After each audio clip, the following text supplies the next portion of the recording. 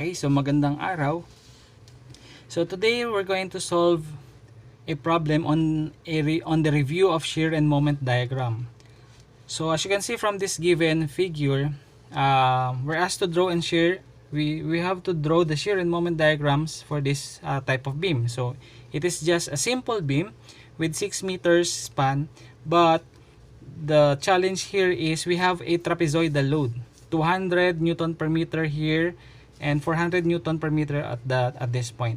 So tapos walang load dun sa half span. Okay.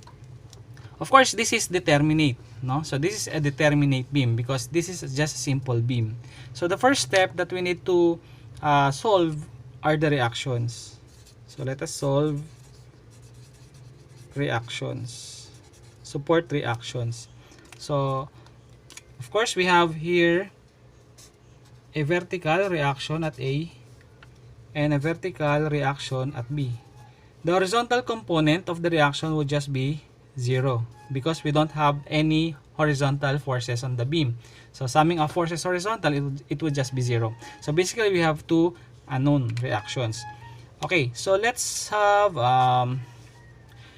let's say summation moment at B. Summation of moment at B equals 0. Let's say clockwise rotation is a positive. Okay, so that would be RA, positive RA clockwise, and the moment arm is 6. Then we have the trapezoidal load. Of course, we don't have a direct formula for the location of the centroid of a trapezoid. So it would be easier to resolve this into simpler areas na alam natin yung location ng centroid. So pwede natin gawing rectangle muna tapos tsaka yung triangle. So pwedeng ganun. O kaya ang gagawin ko rito is dalawang triangle na lang. So tingnan nyo. So I will cut the trapezoid into two triangles like this. Ayan. Okay? So ito yung first triangle. Ang centroid niya nandito. Tapos yung second rectangle, second triangle, isang centroid niya nandito. Okay? So yung triangle na green, okay, triangular load na green. So yan siya. So ito yung triangular na green. Tapos ito naman yung kulay blue. So pinaghiwalay ko siya sa dalawang triangle. Although pwede mo nang gawin to rectangle, no? Dalawang rectangle, walang problema. Ay, isang rectangle, isang triangle, walang problema. Ayan. So ito naman yung triangle na blue. Okay, so dalawang triangle. Okay. So with that, okay, so let's start with the green na triangle. Okay, for the green na triangle, summation of moment at B, so that would be pababa. So that's counterclockwise. So minus 1/2 triangle, base is 3, and the height of the triangle is 200. Yan yung area ng triangle na green. Okay? So, we're taking moment at B. So, ano ang centroid distance ng green na triangle from B? That's 2/3, di ba? So, 2/3 of 3. Ayan. Tapos, habot yung kulay blue. Yung kulay blue naman is 1/2. The base is 3 pa rin. And yung height niya is 400. Okay? Then, ang moment arm niya naman is from B is 1/3. No? Ito kasi yung base ng triangle. So, 1/3. 1/3 of the base. Or yung 3. And that is pababa rin. So, that is counterclockwise din. So, negative din siya. Equals 0. Minsan kasi, kaya ganito ang ginagawa ko. Kasi pagka ginawa mo siyang rectangle, edi rectangle, ayan. So, ang dimension na rectangle is 200 by 3 meters. Tapos, pagdating sa triangle, dapat i-minus mo yung 200 dun sa 400. So, ang dimension ng triangle should be, ang base niya 3, tapos yung height niya would be 200 lang. Iba kasi, na-overlook, nalalagay din 400, no? Nalilito sa tingin. So, kaya, yun yung danger kapag dinidivide mo yung trapezoid into rectangle, into rectangle plus triangle. So mas maganda kung dalawang triangle na lang. Okay, so from this equation, I could solve now for the reaction at A. Okay, reaction sa A. So that is, so again, 1/2 base times height times 2, okay, plus 1/2 base times height times 1. Okay, so lipat sa kabila, positive divided by 6. So we got 200 Newton. That is positive, so that means tama yung assumption ko na positive siya. Upward siya. Okay, then sa aming forces, vertical equal to 0. Let's say pataas are positive. So what are the forces vertical? Okay, so we have RA pataas, which is 200, plus RB pataas. Okay, then minus yung pwedeng yung buong trapezoid na, no? Kasi we're just summing up forces, and forces is the area of the trapezoid lang. We don't need the centroid distance. So kahit ibuuin na natin siya. What's the area of the trapezoid? So base 1, 200 plus base 2, 400, get the average times the distance between them. Ayan, equals 0. Area ng trapezoid, 200, 400 over 2 times 3. Okay, so but that would be 200 minus 200 plus 400, okay, times 3 over 2. Tapos lipat sa kabila, RB would be 700. Positive, so that means tama yung direction ko na upward. So yan na yung reactions. Okay, so next thing to do is to draw the diagrams. Okay, so let's start with shear diagram. Okay, so let's say this is the shear diagram. Okay, for the shear diagram, so we have RA, you go up with 200. Let's say this one. Lalapisin ko muna, no? 200. Okay, then walang shear, so ibig sabihin walang load, so that means zero shear, no, constant yung shear at to this point. Then this is straight line, so this is first degree. Okay, so first degree yung trapezoid, so expect second degree. So you go downward to, so you go down by this one, 200 minus the area of the trapezoid, so the average of 200 plus 400 times 3. Okay, so we have negative 700. So 200, so great, nandito yung negative 700. Let's say here, negative 700. How we're going to connect these 2 points? Diba? So this is 1 degree, so second degree. Second degree, tapos the shear for the load from here 200 naging 400, increasing load. Increasing load meaning increasing slope. So how would you draw an increasing slope? So diba ganyan? So that is an increasing slope. Okay? So that is the shear diagram already. From negative 700, then may RB tayo dito na 700 din. So negative 700, you go up. So that closes the diagram. So ink ko lang yung diagram. Okay. So this is how it look like.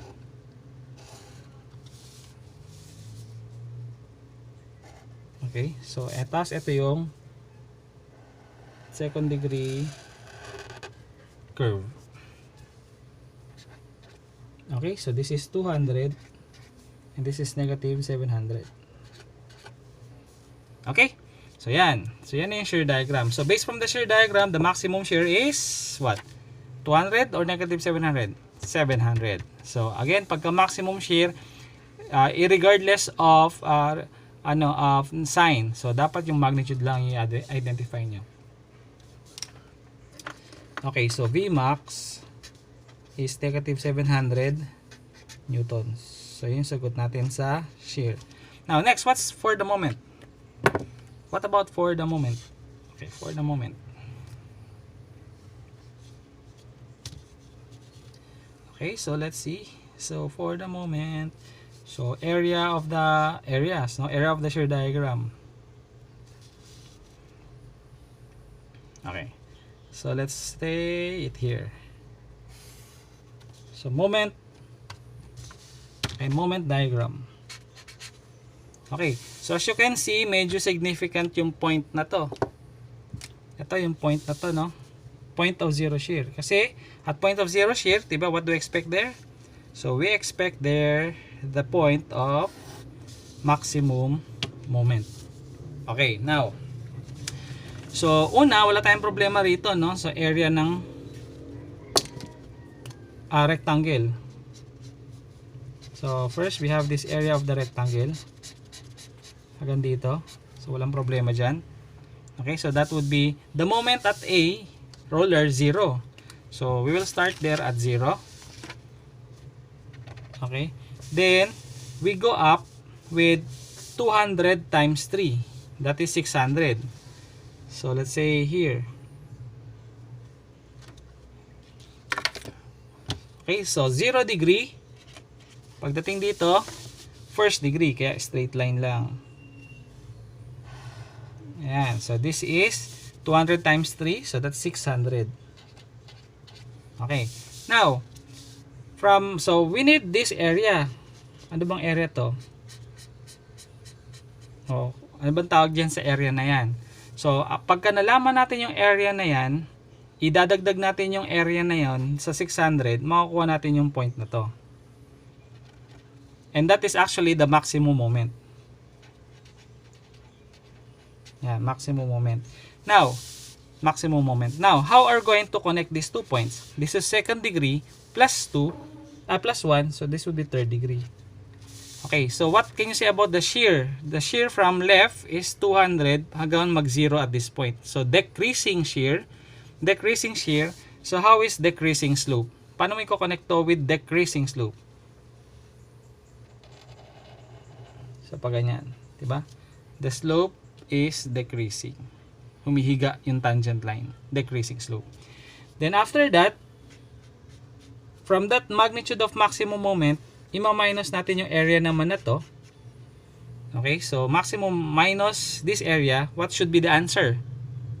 Diba alam natin na this is 0 yung moment sa B? Kasi simple beam, wala namang moment na naka-apply na externally. So we expect that the moments at B is 0.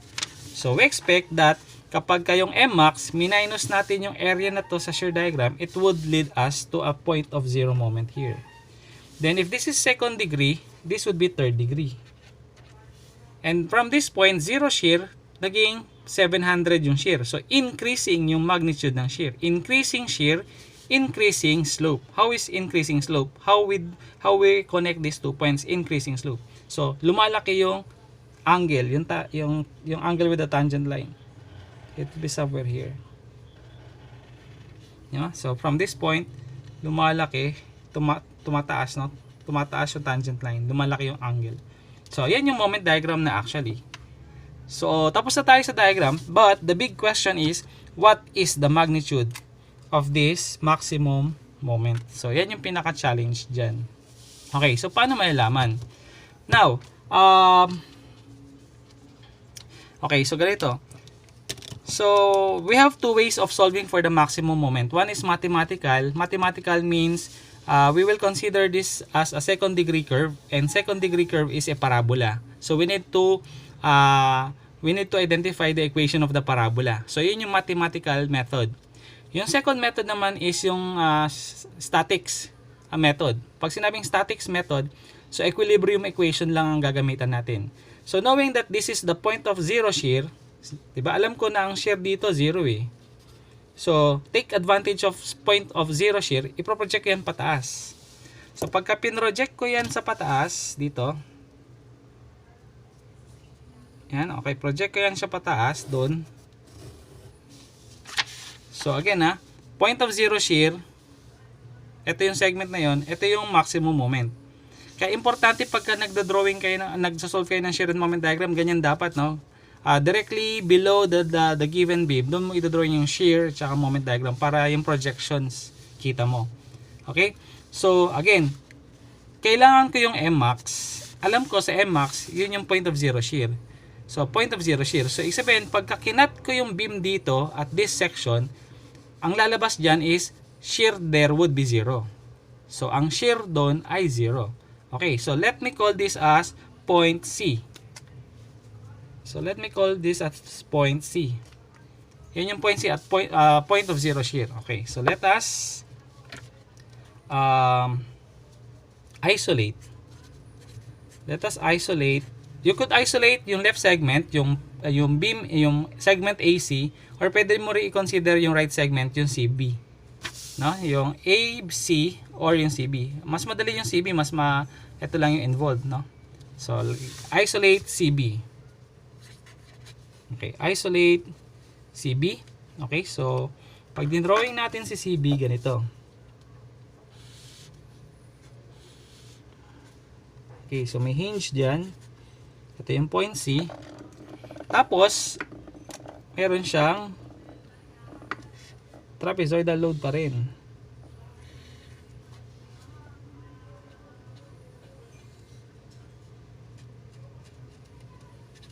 Okay?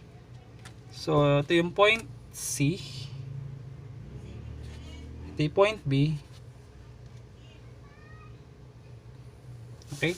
So, pagka pinroject ko tong trapezoid na to dito,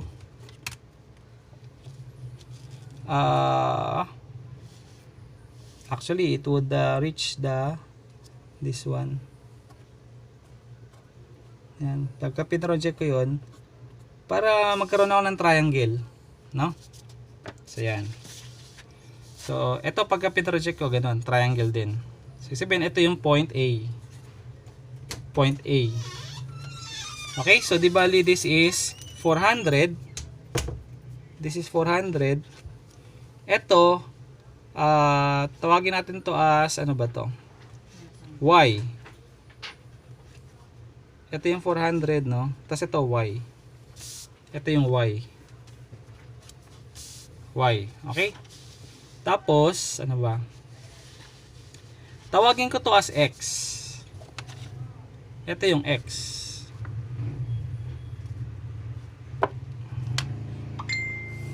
This one is, tawagin ko siya as X. Okay, so therefore, lalabas to, 6 minus X. Okay, so X, ito yung 6 minus X. Okay, 6 minus X. So, ito yun. So, again, this is X. So, hindi lang nakadraw into scale, pero so, ito yung X, ito yung 6 minus X. Okay? So, yan.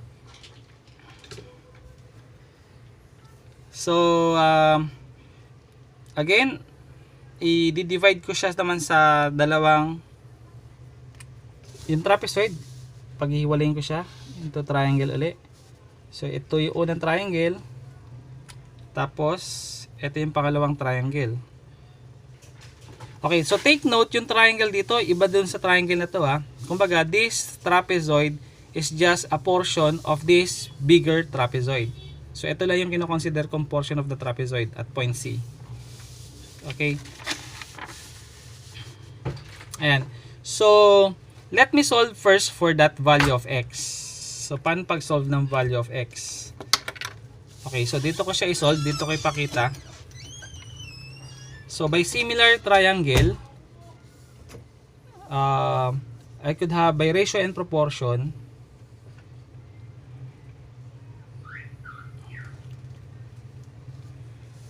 Okay. So, I could relate that Y is to X. Y is to X as to pwedeng 200 is to 3. 200 is to 3. O kaya pwede ring 400 is to 6. Yun din yun. Is to 6. So therefore, I could say that yung relationship ng Y at saka X would be Y is just equal to 200 over 3 or X. 200 x over 3. So, yan yung relationship ng x and y. Okay? So, going back here. Now, ano yung mga forces na nag-a-act dito sa section or segment CB? So, meron tayong reaction sa B. And reaction sa B natin is 700. Okay? Tapos, pagdating dun sa point C, diba pagka nagka-cut tayo ng section sa point C, diba whenever we cut section at the beam, meron tayong lalabas dyan na shear. So, tawagin ko siyang VC, axial, at saka moment, MC. Okay? So assuming yung VC is upward, yung moment ko, kunwari, is counterclockwise. Yung axial, wala siya. Now, that would be just 0. Kasi wala summation of forces horizontal, wala namang horizontal force. So, yung axial component dun sa point C would be just 0. So, 0 lang yun. So, di bali, yung VC, anong alam natin sa VC? Ano yung shear natin dun sa point C? Diba 0 from this diagram? So, VC is 0. So, we have to take advantage of that shear at 0. Tapos yung MC actually, yan yung moment maximum. Yan yung hinahanap natin. Yung moment sa C, which is maximum. Now, so you take advantage of having shear equal to 0. So, we apply summation of forces. Vertical. So, take advantage of that. Let's say pataas are positive. Okay, so ano yung mga forces vertical dito? So, yung VC, of course, wala na yan. Meron tayong RB. So, we have positive RB, 700. Tapos, minus yung trapezoid. Okay, ano yung area ng trapezoid? So, that is 1/2. Base niya is Y times 400 times yung 6 minus X. Area ng trapezoid na to. Y, 400, tapos 6 minus X yung distance between them. Okay, so area ng trapezoid. So, wala na. So, actually, yung VC, no, supposedly plus VC should be equal to 0. Kaya lang, again nga, as what I've said, yung VC natin dito is 0. Okay, so, from here, I could have an equation involving X and Y. Okay, X and Y. Pero, diba sabi natin na by ratio and proportion kanina, nakuha ko yung relationship ng X and Y. So, I will use this equation relating X and Y, 200 over 3 of X. So, gagamitin ko siya rito. So, by ratio and proportion or similar triangle, we got Y equals 200x over 3. So, we have now two equations, simultaneous equations, or substitute this here. So, substitute there. So, the equation becomes 700 minus 1/2. Okay, Y is 200x over 3, yung Y, plus 400 times 6 minus X equals 0. So, from there, we could solve for that X. So, solve for X.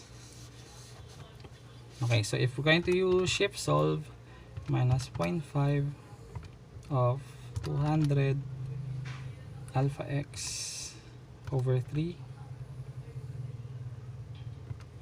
Okay, plus 400 times 6 minus X 0.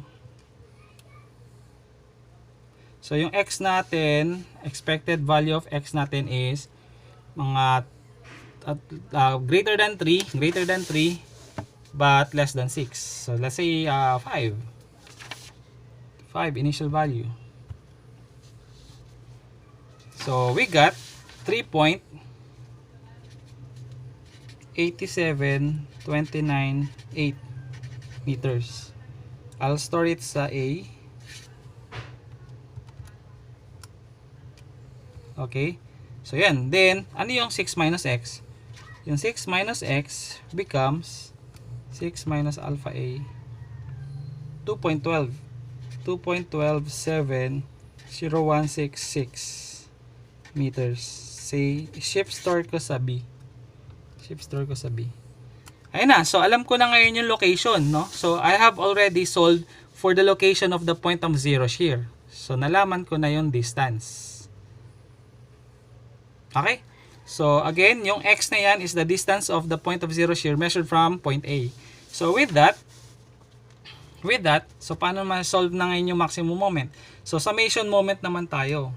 Summation of moment doon sa C equals 0. Let's say clockwise is positive moment. So, summation moment tayo sa C. So, what are the moments here? So, I assume MC to be counterclockwise. So, let's say negative MC. Okay? Ano pa? So, yung RB, counterclockwise din. So, minus RB, which is 700, times moment arm is 6 minus X. Ang 6 minus X natin, ito yung 2.12. 2.12702. Ayan. Tapos, yung trapezoid. So, again, yung trapezoid, wala naman siyang centroid distance. So, i-divide ko ulit siya sa dalawang triangle. No? So, itong triangle na green, at saka mamaya yung triangle na blue. Yung triangle na green muna. So, direction niya is about C is clockwise, no? Kasi pababa yan, so that's clockwise. So, positive plus area of the triangle na green, 1/2. What's the base? Ang base niya is yung 6 minus X times Y. Ayan. 6 minus X times Y. Anong perpendicular distance niya from C? 1/3 of 6 minus X. Tama. So, yun yung perpendicular distance nung centroid ng kulay green na triangle. 1/3 of the 6 minus X. Tapos, yung kulay blue naman, kulay blue. So, that is pababa rin. About C, that is clockwise. So, positive 1/2 area of the blue triangle. Base is 6 minus X pa rin. 6 minus X times height. Height natin is 400. Tapos, anong perpendicular distance ng kulay blue na triangle from C? 2/3, diba? 2/3 of the 6 minus X. So, everything should be equal to 0. So, from here, we could solve now for the magnitude of the MC, and that is what we are looking at, maximum moment. Okay? So, for the maximum moment, okay, so let us calculate for the maximum moment.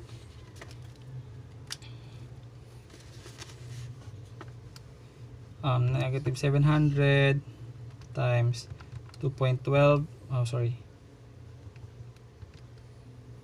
This is alpha B.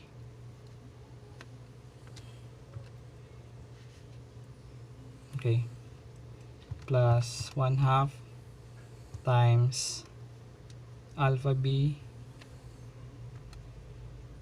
times over 3 times Y, and Y is 200 over 3 of X.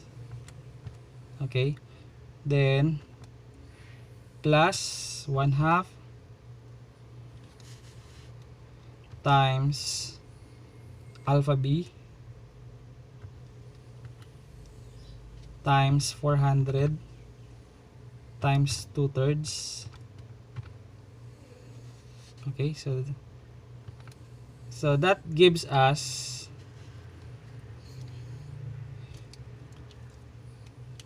negative. So, ang lumabas is negative. Okay. Negative 690. Negative 690.9944. So, that's ano ba to? Newton meter. Now, what does it mean yung negative sign na yan? So, ibig sabihin, mali yung curvature, mali yung direction natin na MC rito, which is counterclockwise. So, it should be clockwise. So, dapat, ang tamang sagot, Max, is gawin ko ng positive, 690.9944 Newton meter, and dapat siya, clockwise. Okay? So, paano ibig sabihin na clockwise yan?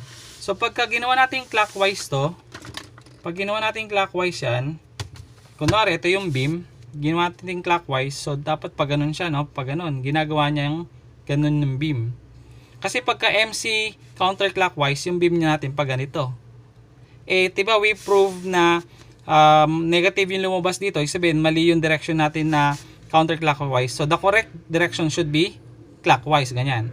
O, pagka ginawa mong ganyan yung beam, anong nangyayari sa beam? Nag-i-smile ba siya or nagsa-sad face? Diba nag-i-smile? So nag-i-smile, so pag tinanong kayo, ano ang totoong sign convention ng moment? Since nag-smile siya, ang totoong moment sign niya is positive moment.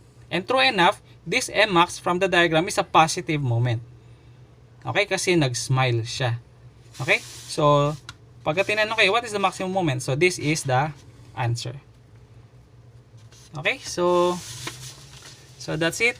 So, I hope you have learned out of this video. Okay, thank you.